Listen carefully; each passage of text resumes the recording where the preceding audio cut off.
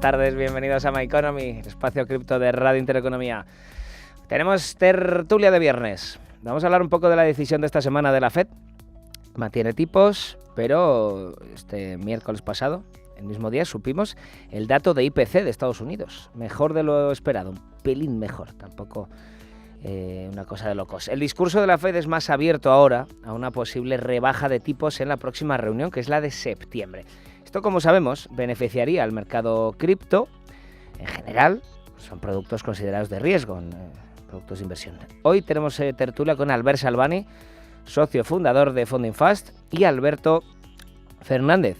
Le conocimos ya porque es el representante de Cubic en España y también es el profesor del máster en blockchain e inversión en activos digitales del IEB. También comentaremos otros temas de la semana. Lanzamiento de servicios con yuanes digitales por parte del banco HSBC. Abre la puerta a la primera entidad no china en su servicio de yuan digital de CBDC. El gigante asiático podríamos decir que es el país más avanzado en este tema, en CBDCs, en monedas digitales emitidas por bancos centrales. Y podría ser un ejemplo para toda la ingeniería que va detrás, ¿no? Pero lo que suele ser es un ejemplo de cómo no hacer las cosas. Otro tema será el airdrop de ZK Sync o también la guerra de la inteligencia artificial. Está siendo muy interesante, ¿no? Apple ya ha avisado que igual que Meta lo anunció hace ya casi un mes, hace unas 3 semanas, dijo que iban a utilizar iban a utilizar tus datos de tus redes sociales, de lo que miraras, de los likes que dieras vamos, de lo que va cogiendo el algoritmo de ti mismo, lo iban a utilizar para entrenar su inteligencia artificial. Ahora Apple ha dicho que hará lo mismo dentro de sus dispositivos móviles, ordenadores, tablets. La respuesta: Elon Musk, segundo hombre más rico del mundo, avisa de que prohibiría dichos dispositivos entre sus trabajadores y dice que es un verdadero peligro para la ciberseguridad. 2:09 de la tarde. Vamos directamente ahora con pantallas. Vamos a ver la cotización de las principales criptomonedas.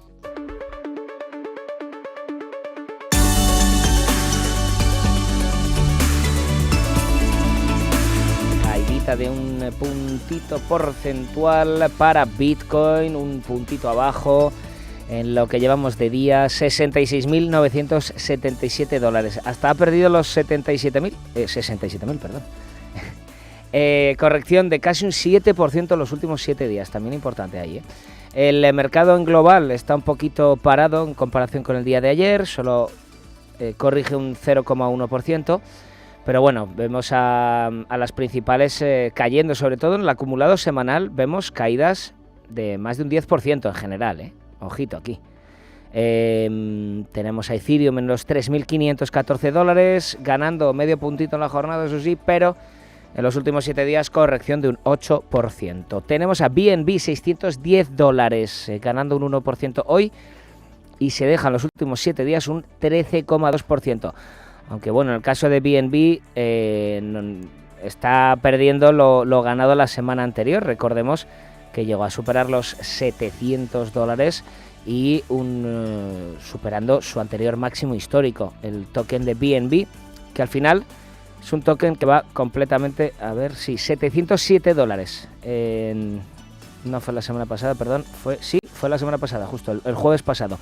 Interesante este token, el token de security, podríamos decir, o utility de Binance, que al final va completamente en paralelo a lo que sea, a las noticias que recibimos de Binance en general. El mismo día que Changpeng Zhao, ex CEO ya del principal exchange del mundo, dimitió de su cargo, aceptaban una multa brutal la propia empresa, pues su token ni se inmutó, porque al final tiene una blockchain detrás que tiene muchísimas más utilidades que la de ser un token de utilidad simplemente para el exchange. Solana, también muy de moda estos últimos meses, todos los meme coins listándose dentro de esta blockchain, 148 dólares, corrección, ojo, se dejan los últimos 7 días un 14%, hoy un 1%. Interesante también la peleita, ¿no? La carrera, por así decirlo, por la cuarta posición entre BNB y Solana. Se llevan siempre 20.000 millones de diferencia, hoy 22.000 de market cap hablo. Y bueno, siempre están ahí un poco en liza, ¿no? Solana esta blockchain hecha un poco pues con la idea de ser la competencia en algún momento de Ethereum, es más rápida y bueno, es ese objetivo el que tiene. XRP, token de Ripple Labs, podríamos decir la cripto más centralizada del mercado. 47 centavos perdiendo, que corrige un 1,25% en la jornada y se deja un 9%, más de un 9% en los últimos 7 días. Dogecoin, principal meme coin del mercado, 14 centavos, corrección de un 12% en los últimos 7 días. Toncoin es la única que está resistiendo esta semana. En los últimos 7 días se lleva un 8% y hoy en la jornada es verdad que lo ha recuperado todo hoy, porque en el día de hoy gana un 7,5%, $8.09 para Toncoin. Cardano 42 centavos, corrigiendo un 13% los últimos 7 días. Shiba ganando un poquito hoy, recupera hoy un 1%, pero es que lleva una corrección acumulada los últimos 7 días de un 14%. Luego seguimos con Avalanche, $31, muy planita en la jornada, corrección de un 13% también, madre mía. Tenemos a Tron en los 11 centavos, planita en la semana y planita en la jornada también. Tenemos a Polkadot, $6.40. Corrección en los últimos 7 días de un 12%. Lo mismo se deja Chainlink en la semana, $15.42. Y por irnos así tenemos Uniswap, por ejemplo, sí que gana en la jornada casi un 9%. El token de este exchange descentralizado, $10.82. Y terminamos con Polygon, 60 centavos. Corrección también de un 15% en los últimos 7 días. 2:14 de la tarde, 1:14 en las Canarias. Vamos ya con la tertulia de la semana.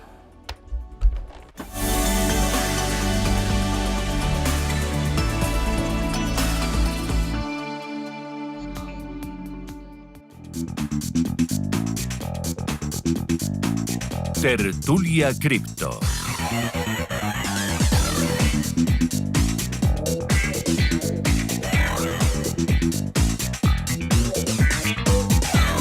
Y los invitados de hoy son tocayos, aunque en diferentes lenguas cooficiales de España. Vamos a saludar ya a Albert Salvani, socio fundador de Founding Fast, y a Alberto Fernández, representante de Cubic en España, profesor del máster en Blockchain e Inversión en Activos Digitales del IEB. Muy buenas tardes a ambos. Muy buenas tardes. Les veo ya en pantalla. No los estoy... Ahí estamos, Albert. ¿Qué tal? Bien, bien. ¿Cómo ha ido la semana? Bien, bien. Una semana muy centrada en la decisión de tipos del miércoles, ¿no? Todo el mercado estaba muy pendiente de ello, incluso el mercado de activos digitales. Total para quedarnos como estábamos. O sea que seguimos un poco con la situación. Hombre, que no se teníamos. esperaba otra cosa, ¿no? Sí, al final parecía en principio que sí que iban a bajar, luego la opinión de los analistas fue claramente que iban a mantener tipos y así ha sido. Alberto, ¿te tenemos ya por ahí? ¿Te podemos escuchar? Sí. Perfecto. Muy buenas tardes. Perfecto. ¿Qué tal? Muy buenas tardes. Bienvenido de nuevo. ¿Tú cómo has visto la semana? ¿También muy centrado en los tipos? Pues sí, muy centrado en los tipos con la volatilidad que daban los posibles rumores de si subimos y bajamos. Esto ha descolocado un poco a los analistas, a los mercados, pero bueno, todo es cuestión de que el mercado pues vaya cogiendo estas expectativas de que dentro de 3 meses quizá pues haya una moderación en los tipos y se puede ver un pequeño optimismo un poco más a medio plazo. ¿Pensáis que los rebajarán en el mes de septiembre? ¿Cómo veis eso? Pues yo desde mi punto de vista, yo creo que si sigue subiendo el IPC en Estados Unidos y realmente se va a querer controlar un poquito más la economía porque parece ser que hay signos de que esté bastante manipulada, pues lo dudo que lo lleguen a bajar y si hacen una bajada será muy, muy moderada. Sí, ¿Cómo hablamos de manipulada? Perdón. de economía Es que manipulada? los datos de Estados Unidos parecen que quizás están demasiado inflados, por lo menos los datos que son relativos a la población activa. eh, puede llegar a ser que sean un poco exagerados. Entonces, yo no sé cómo va a poder evolucionar esto en Estados Unidos con la perspectiva económica que tenemos ahora. ¿Cómo lo ves Sí, tú, Albert? yo también creo que la evolución, digamos, del IPC, pues no es lo que la Reserva Federal esperaba. Hay un descenso muy lento. De hecho, que me parece que el IPC que dio el miércoles era una décima inferior al anterior. O sea, Sí. que va bajando muy, muy lentamente. Y eso hace que la Reserva Federal, creo yo, tenga la mosca detrás de la oreja y no quiera precipitarse a la hora de tomar esa decisión de bajada de tipos. Entonces, pues bueno, patada adelante, ya veremos en septiembre, pero ya veremos en septiembre si la situación sigue como hasta ahora, no sé yo si van a tomar esa decisión, porque es una decisión muy importante, al final es un cambio de tendencia, ¿no? No es cualquier decisión en cualquier momento tomada por la Reserva Federal, sino que implica un cambio de tendencia y creo que aquí visualiza un cambio de criterio de la Reserva Federal y entonces va a ser más complicado, tiene que haber una posición del mercado, una posición de la economía más contundente para que fuerce la Reserva Federal o haga que la Reserva Federal cambie esa tendencia a la política de tipos. También os pregunto, como hombre, en general conocedores de política monetaria y de economía, ¿merece la pena tener los tipos altos tanto tiempo cuando estás a un punto porcentual del objetivo del 2% del IPC? Es que es muy relativo, es muy relativo. O Ya. sea, estás a un punto, pero ya hemos visto cómo subió de rápido la inflación y entonces entiendo que el contexto que tenemos ahora mismo es un contexto que si no hay una alineación de varios ratios o varias métricas, pues puedes tener una reacción rápida de subida otra vez de los precios y entonces yo creo que es aquí donde la Reserva Federal pues tiene sus reticencias. Efectivamente, como comenta Albert, igual en la situación geopolítica en la que estamos, de incertidumbre, de qué puede pasar con la tensión que hay entre China y Estados Unidos, con la situación con Rusia, quizá no sería muy acertado empezar una baja de tipos, aunque estemos solamente un punto porcentual del objetivo al que se quiere llegar, pues quizá mejor estar mucho más seguros de que la situación es la correcta para empezar a bajar y que ya veamos un aumento en la inversión, que el fiat esté un poco depreciado y que empecemos a inundar de liquidez el mercado. Yo creo que es por riesgos. Quizá es demasiado arriesgado empezar una bajada de tipos ahora con la situación actual. Pues lo veremos hasta este verano. No os he avisado de este tema, pero bueno, es un tema un poco genérico. El CEO de Tether, que es que lo acabo de ver antes de entrar al directo, el CEO de Tether, Paolo Ardoino, que cada vez que habla, sube el pan, ha dicho, Bitcoin es la única moneda descentralizada. Entonces, os pregunto directamente, ¿estáis de acuerdo? Alberto, por ejemplo. Sí, totalmente de acuerdo. Realmente Venga, siguiente. es la única moneda. Es Es la broma, es única broma. moneda que es 100% descentralizada por todo el tiempo que lleva, también por ser la primera. Se podría considerar, por ejemplo, que aunque parezca que no, la siguiente podría llegar a ser Dogecoin, porque también lleva mucho tiempo con un nivel de descentralización muy alta, y el resto, digamos, que sí que tienen ciertas dosis de descentralización que difieren. No quiere decir que no sean descentralizadas, que lo son, pero la más centralizada, sin duda, para mí siempre es Bitcoin, por dos razones. La que más tiempo lleva en el mercado, la que más está distribuida y, y también por la tecnología que implementa desde un inicio, que no ha permitido mucha concentración de poder de cómputo que la hiciera muy centralizada. Albert. Sí, a ver, yo creo que yo añadiría un matiz, ¿no? Que es la moneda más descentralizada desde el punto de vista de la gobernanza. Pero evidentemente siempre hemos hablado aquí y yo como alma tecnológica, digamos que tengo un poquito, pues cuando hablamos de tecnología siempre hablamos de capas, ¿no? Y si vamos profundizando en capas, pues igual hay alguna capa en que no es del todo descentralizada, ¿no? porque los servidores, porque los nodos están en ciertas redes de ciertas compañías. Es decir, aquí siempre hay términos relativos, pero sí que es verdad que desde el punto de vista de la gobernanza, pues es la más descentralizada, y como ha dicho Alberto, además, pues hay un tema de volumen importante, de distribución, entonces pues a ese nivel pues creo que es indiscutible.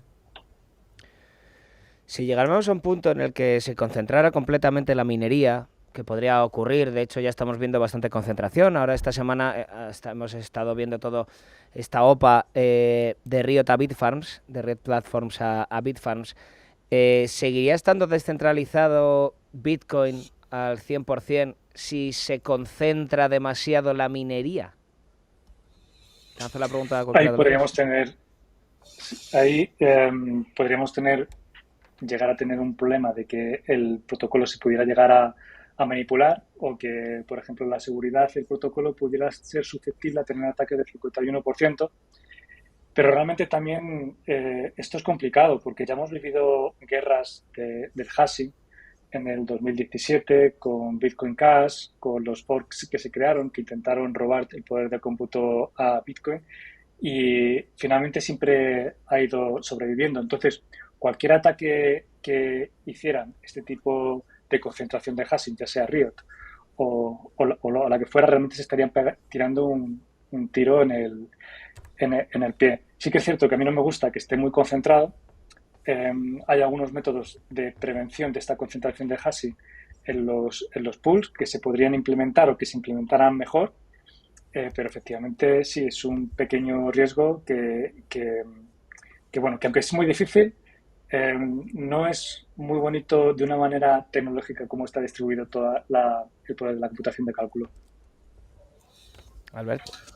Sí, bueno, es lo que he comentado antes. Al final es un tema de cómo lo veas y de capas. Evidentemente no es buena noticia que haya una excesiva concentración en la minería.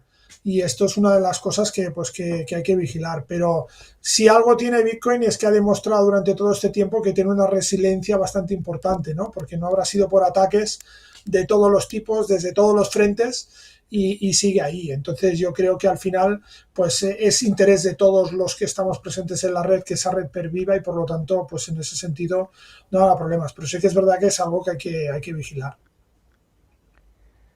También al final es algo inevitable, ¿no? Que la parte... O sea, hay una parte DeFi con la que no... Bueno, el mundo no estaba acostumbrado, por así decirlo, pero en la economía tradicional siempre tira a la concentración, Claro. ¿no? Es algo como inevitable. Además tienes que tener en cuenta una cosa: cuando tú vinculas la efectividad de una red o la evolución de una red a capacidad de cómputo, evidentemente la estás de forma indirecta centralizando, porque tendrán más capacidad de cómputo los que tengan más recursos. Entonces, es un poco el precio que hay que pagar, ¿no?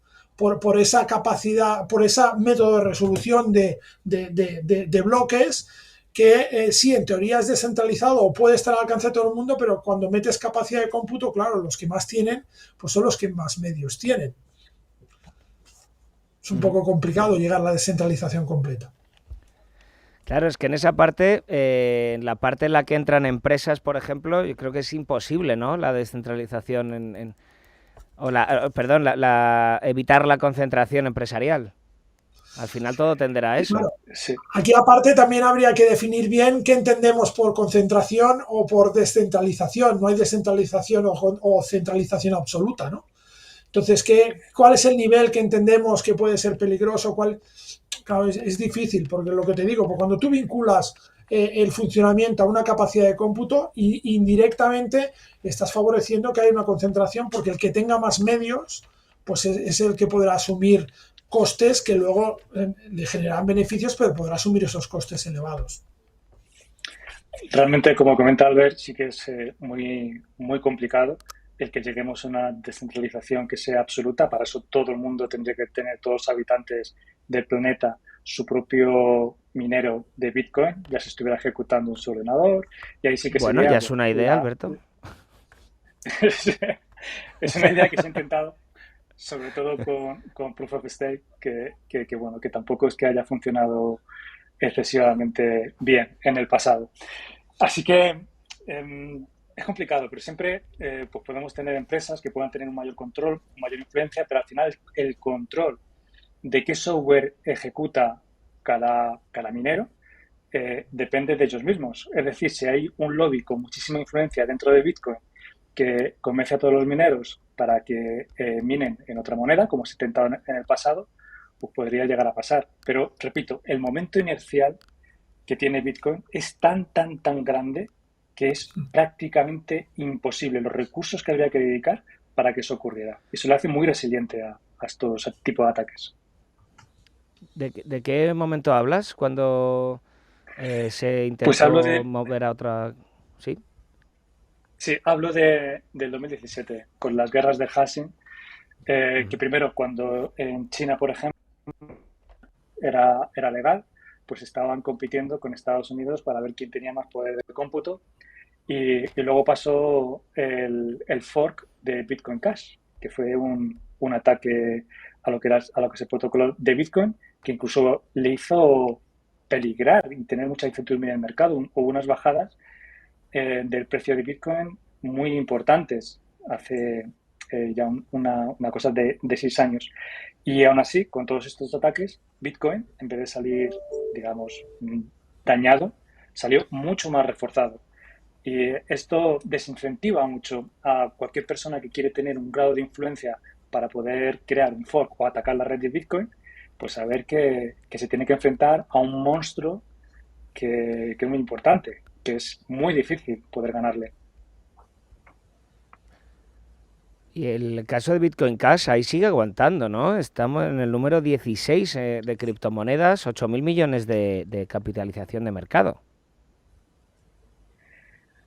Bueno, pero yo creo que si lo comparamos con Bitcoin, el uso que No, puede tener es bastante residual. pero ¿por qué sigue aguantando Bitcoin Cash?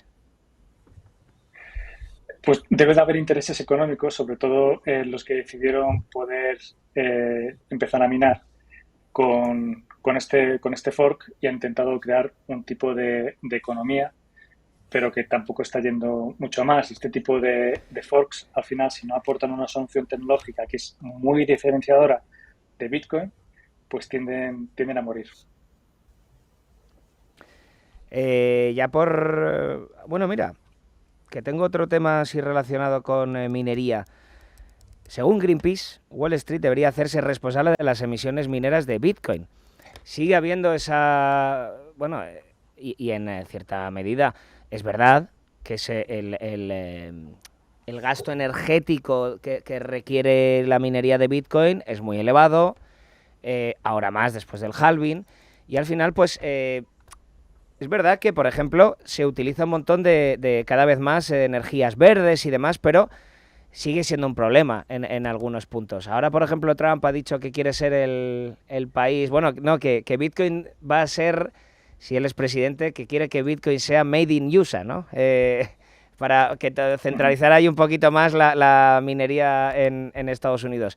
¿Qué os parece estas palabras de Greenpeace? Bueno, a mí, francamente, me parecen bastante oportunistas, ¿no? Porque no le veo a Greenpeace quejándose del gasto de energía que supone que estemos todos viendo Netflix. O que el mismo, claro, o el mismo coste energético que tenga que nosotros podamos hacer transacciones con nuestra tarjeta, porque también tiene un gasto energético y tiene una huella de carbono, las transacciones que hagamos por tarjeta. Es decir, que al final, en un mundo cada vez más tecnificado, evidentemente que todo tiene un gasto energético. Pero si lo vemos en cifras absolutas, es completamente ridículo preocuparse del gasto energético de Bitcoin comparado con el gasto energético de la banca, por ejemplo, o de ciertos sectores. Entonces, a ver, yo creo que al final, en un mundo, insisto, cada vez más tecnificado, no debemos... Evidentemente siempre hay que preocuparse e intentar gastarlo o que los procesos sean lo más eficientes posible energéticamente. Pero de lo que nos debemos de preocupar es cómo se genera esa energía, no de si hay más o menos consumo dentro de unos límites. Porque al final la clave es cómo se genera esa energía, si se genera de forma limpia o no. pero realmente en una sociedad tecnificada empezar a recortar porque esto gasta mucho o esto no sé qué, evidentemente que quizás haya un gasto energético superior, pero bueno, seguramente veremos una optimización también de procesos en ese sentido.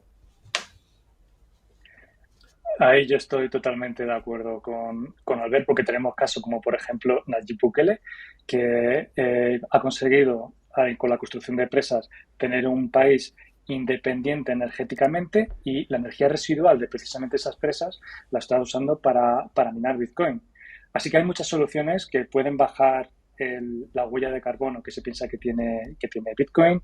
Hay soluciones de usar energías limpias para poder minar bitcoins, y lo que había comentado Trump son los que se llaman los bitcoins blancos, que son los que quiere que tengan el sello de que están producidos en Estados Unidos, y por lo tanto promover un poco la industria del minado ahí en Estados Unidos, que esto ya se ha intentado, y de hecho la mayoría de la industria que hay en Texas viene dado por esto. Entonces, Greenpeace, como dice Albert, es totalmente oportunista. Esto seguramente que viene empujado por una corriente de pensamiento para intentar influenciar y tener una crítica sobre el Bitcoin, y no se centra en otros gastos, que muy bien hacía el apunte Albert de lo que puede consumir, que estemos viendo Netflix, que yo tuve la oportunidad de estar en San Francisco el año pasado en sus oficinas, y tenían un departamento que tele a tele y intentaban ajustar el brillo, y ya solamente con ese cambio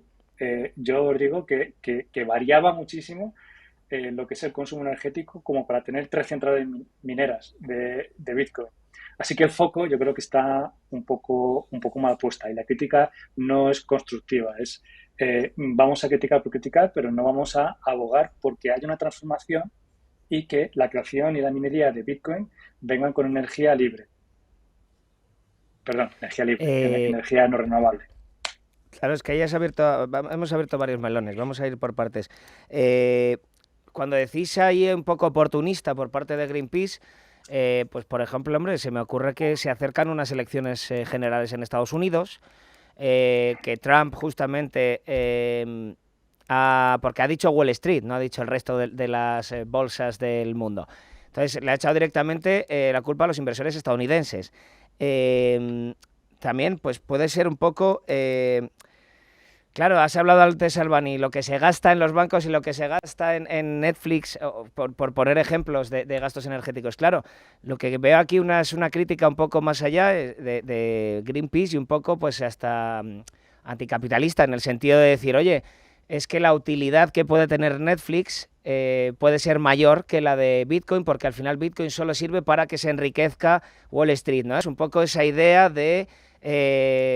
O sea, la descentralización me da igual, todo me da igual, lo que me importa es que se están enriqueciendo unos inversores en Wall Street, y al final pues poner esa imagen, ¿no?, del inversor con monóculo y sombrero de copa, ¿no? Es un poquito este rollo, por lo que parece, vamos.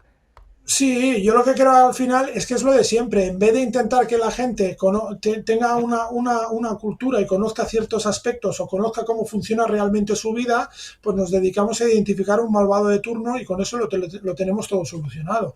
Entonces, claro, podemos tener muchos argumentos, pero para mí, evidentemente, Bitcoin y lo que supone es muchísimo más importante que Netflix o que cualquier otra o la mayoría de actividades en las que podamos consumir, digamos, esa energía. ¿Por qué? Porque al final Bitcoin lo que te permite es tener el control de tus finanzas, y creo que no hay nada más importante que eso. Pero claro, si no llegas a esa conclusión o no tienes ese concepto, es mucho más difícil hacer esa traslación y ver realmente la importancia de lo que estamos hablando, ¿no?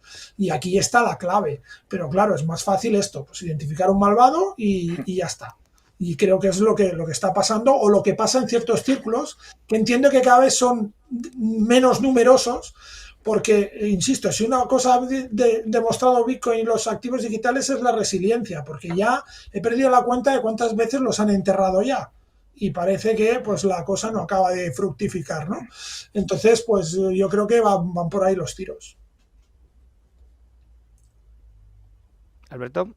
Sí, incluso yo diría que es interesante sobre todo pensar cuando en el 2020-2021 Nayib Bukele tuvo la osadía de decir, venga, vamos a implantar Bitcoin como la moneda oficial, que sea una moneda que se pueda usar a nivel global, que es la única y demás.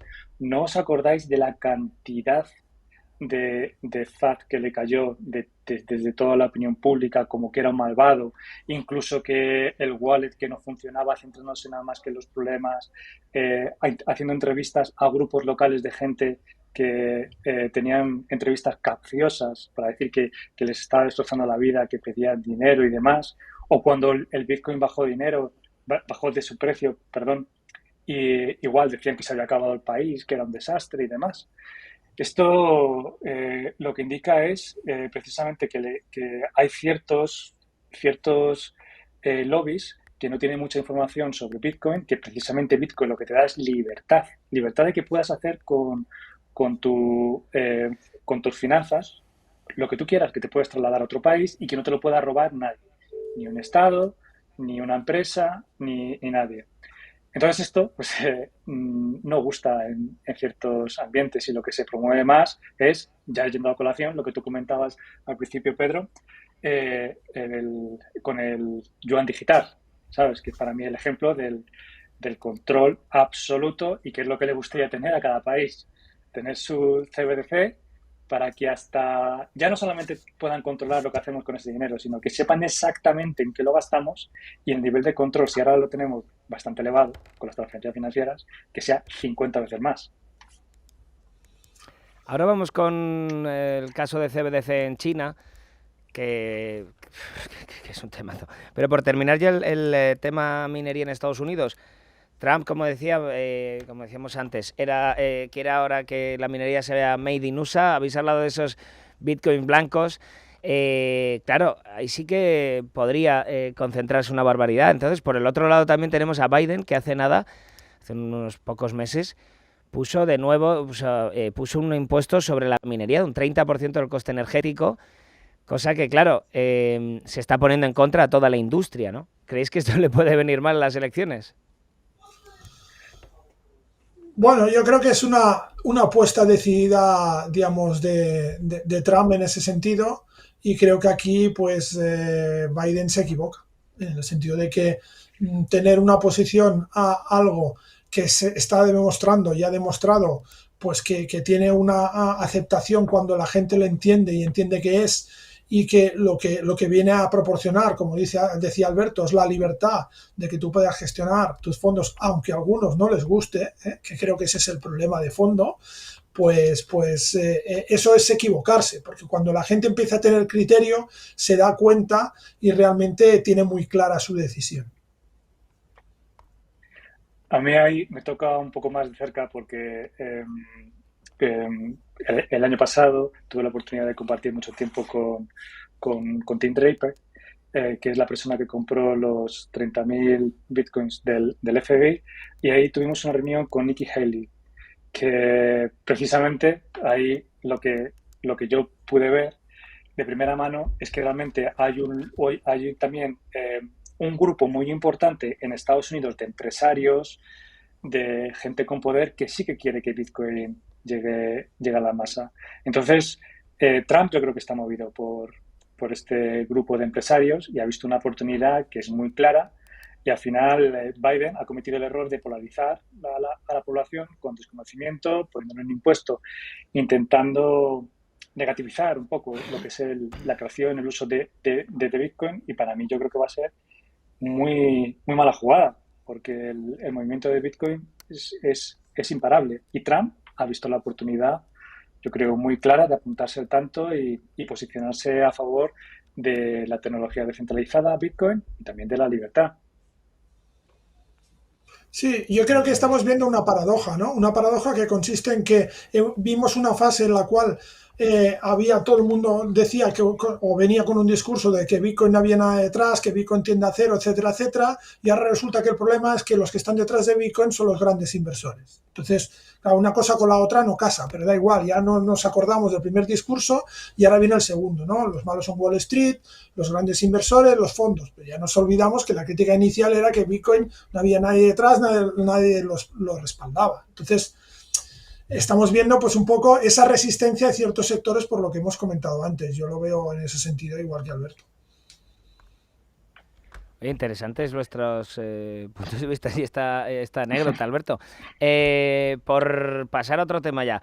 Inteligencia artificial, antes de tocar CBDCs, que inteligencia artificial es un poco más acuciante porque es una noticia de esta semana. El lunes anunciaba Apple que iba a entrenar su inteligencia artificial en sus propios dispositivos, los que tienen en el mercado.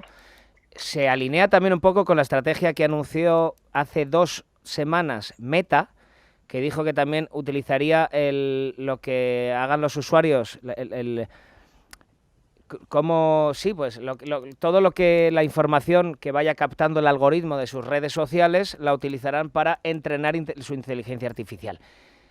También tenemos la respuesta de esta semana a Apple de Elon Musk, que a veces se posiciona como el héroe, ¿no?, para el público, aunque bueno, pues al final está también metido en el mismo sector, pero se pone un poco siempre como el héroe, ¿no?, de enfrente al público y decir, oye, pues yo en mi empresa lo voy a prohibir completamente, esto es un peligro para la privacidad y para la seguridad.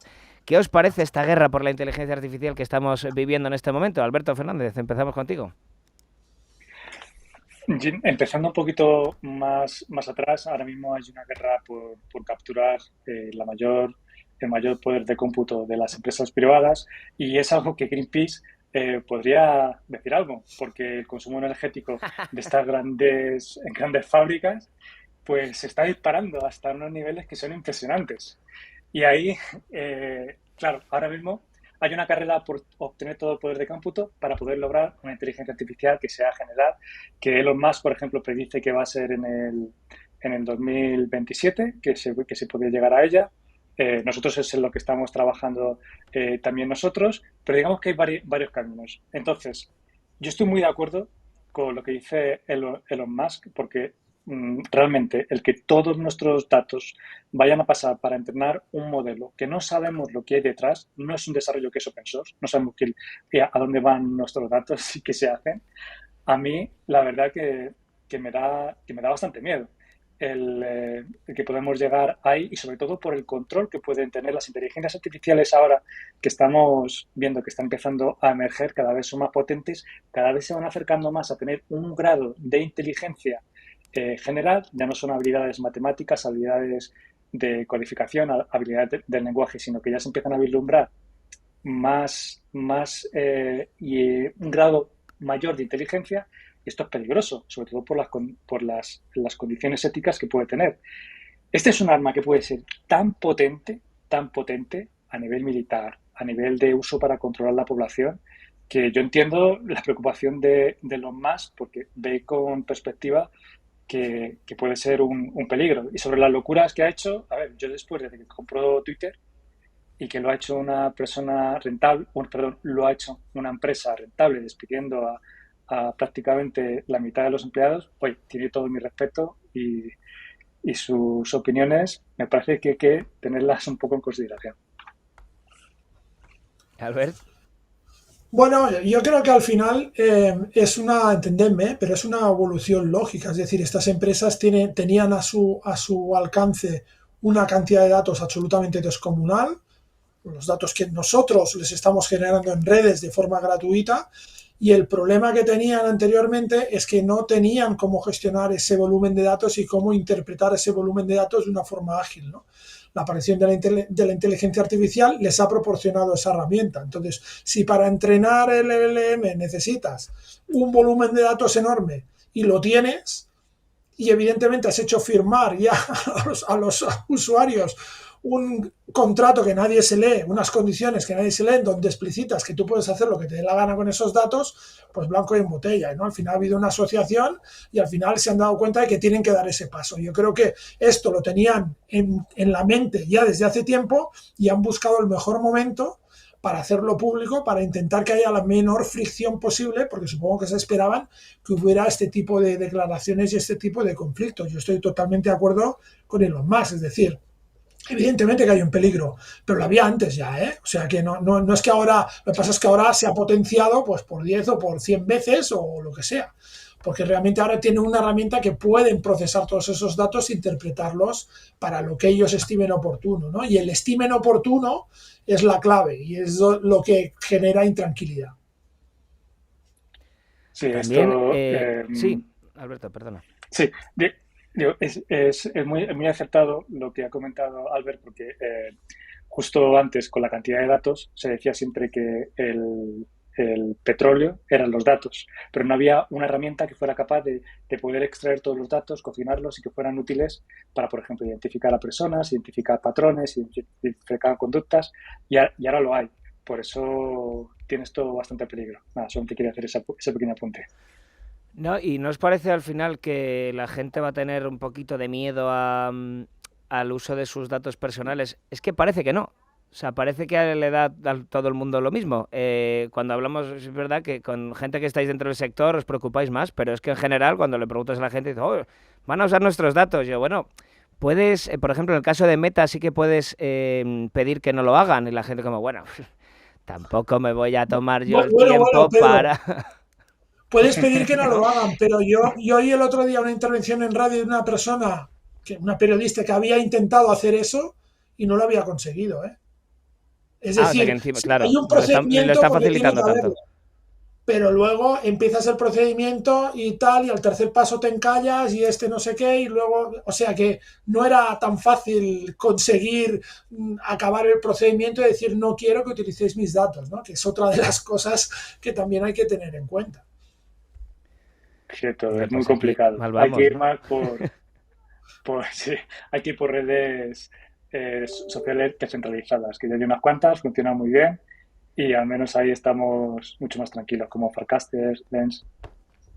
Claro, y además Yo, lo que has comentado de la preocupación por la privacidad, volvemos a lo de antes, la gente no tiene cultura financiera, no tiene cultura tecnológica tampoco, entonces no es capaz de tener esa menos visión aún. de qué pueden hacer con esos datos. Y yo creo que ahí está el problema, ¿no? Y la gente no se preocupa, la gente ahora yo creo que empieza a haber un poco más de conciencia después de que haya este auge que está viendo de ciberataques y ciberestafas y tal y cual. Y muchos de estos problemas vienen porque tenemos muchos datos diseminados por todos los sitios, ¿no?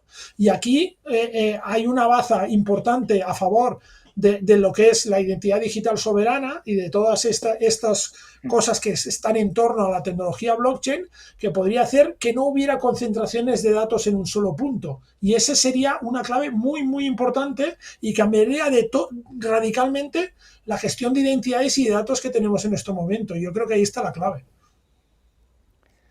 También parece que preocupan las cosas cuando ya es tarde. Es decir, cuando, o sea, ya están nuestros datos desde hace mucho tiempo y se lleva diciendo lo de si el servicio es gratuito, el producto eres tú, ¿no? Se lleva diciendo eso, de igual, desde hace 10 años con las redes sociales o más, y a la gente le da un poquito lo mismo. O sea, igual ahora nos preocupamos o parecemos un poquito más preocupados, pero no sé si igual en un entorno, pues eso, más tecnológico como en el que os movéis vosotros, la gente parece más preocupada. Pero en un Sí, entorno externo a esto, yo creo que a la gente le da un poquito lo mismo todavía, ¿eh? sí, sí, pero mira, te voy a poner un ejemplo muy sencillo, ¿no? Los ataques de phishing que hay. Y, por ejemplo, las suplantaciones por correo. Algo tan sencillo como utilizar firma digital ahorraría muchos dolores de cabeza. Y la firma digital, excepto para trámites oficiales, prácticamente nadie la utiliza. Cuando todos deberíamos firmar nuestros correos con firma digital. Ya sé que es un poco más complicado tecnológicamente, pero hay soluciones. Y esto Sí. evitaría muchos problemas, porque si tú recibes un correo y no está firmado digitalmente, ya no te fíes. Y esa debería ser la clave.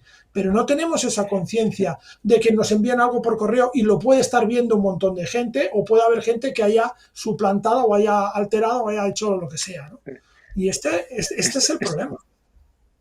Esto es muy cierto porque el email spoofing, a ver, nosotros no, porque estamos en un entorno súper descentralizado y, por ejemplo, cuando nos llega un correo que no está firmado por la firma GPG, pues no le hacemos caso y ahora incluso es tan grave el tema de estafas en el mundo descentralizado que cuando tú hablas con una persona y te dice que viene de tal empresa, se suele poner en la página web una identificación para que tú compruebes realmente y hagas un check de que realmente es la persona con con quien estás hablando, que se podría solucionar muy fácil si todo el mundo implantara lo que comenta Albert, que es la firma digital en nuestros correos, que al final es una configuración que la haces una vez, luego la tienes que renovar cada vez que tienes un nuevo certificado y vamos bien. Pero esto yo creo que el público general no se preocupa. Y en el ejemplo que estáis diciendo, ¿es una empresa centralizada? ¿Quién tiene esos datos? ¿A qué te refieres exactamente? Cuando haces esa firma digital, ¿dónde se No, guardan los datos de que realmente eres tú, los de tu... A ver, básicamente una firma digital es lo que es la base de la tecnología blockchain se basa precisamente en esto, en tener una clave pública y una clave privada. Una clave pública que utilizas para que los demás te puedan enviar información, incluso te la pueden enviar encriptada y tú la puedas desencriptar y solo la puedas ver tú. Lo importante está en la parte privada. La clave privada es la que te permite firmar digitalmente contenidos que tú envías. Y entonces, si a mí me suplantan el correo, podrán enviar un correo que parece que soy yo, pero como no tendrán la clave privada con la que firmar ese correo, se verá que no es un correo mío. Y ahí está la clave, es decir, aunque tengan tu correo, tú podrías identificar que ese correo no es lícito o al menos es sospechoso, ¿no? Por tanto, la tecnología ofrece soluciones, lo que pasa es que no las estamos aplicando. Hay una máxima que nosotros aplicamos siempre que es confía, pero verifica siempre.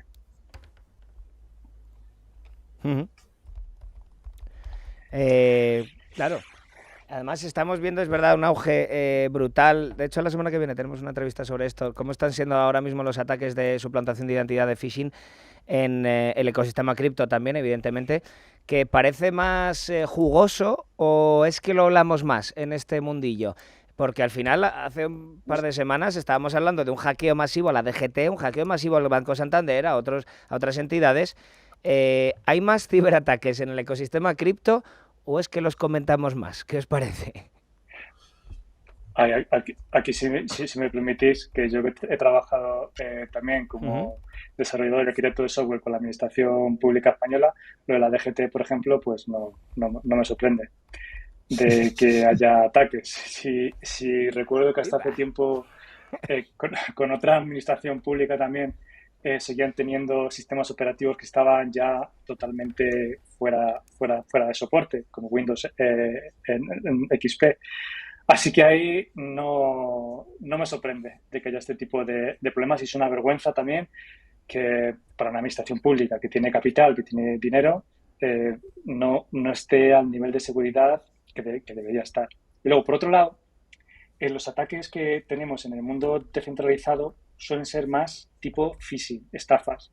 Lo que es ataques a protocolos, por ejemplo, que se pueda encontrar una vulnerabilidad, estos son mucho menos frecuentes, no ocurren tan a menudo. O incluso un ataque a un propio protocolo.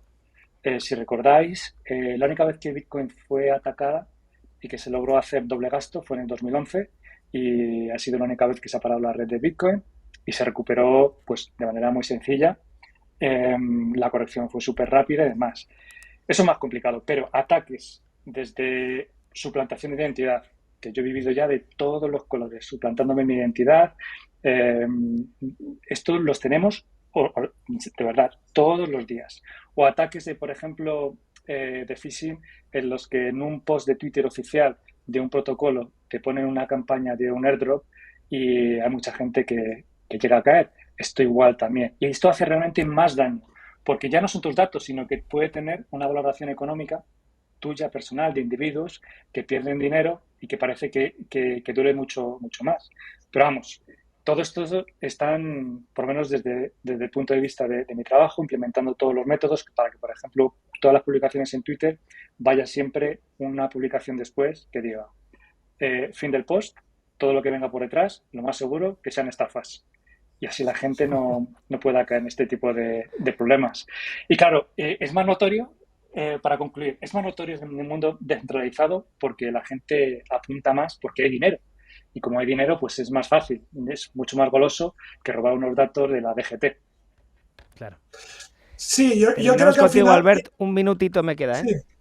Yo creo que al final es el razonamiento que hace la gente, ¿no? Lo que decía Alberto, claro, como ahí hay dinero implicado directamente, parece que es más jugoso que robar datos, pero realmente es al revés. Porque claro, los hackers que entran en la DGT se llevan 31 millones de registros y eso es información que venden para que luego te puedan intentar hacer un phishing con diferentes métodos porque tienen tu teléfono, tienen los datos de tu coche, tienen todo.